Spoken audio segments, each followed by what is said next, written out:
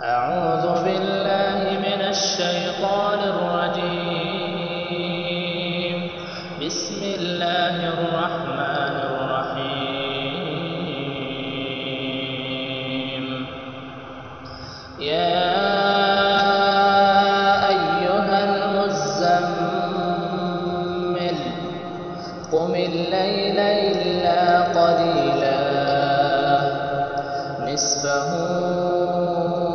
أو انقص منه قليلا أو زد عليه ورتل القرآن ترتيلا إنا سنلقي عليك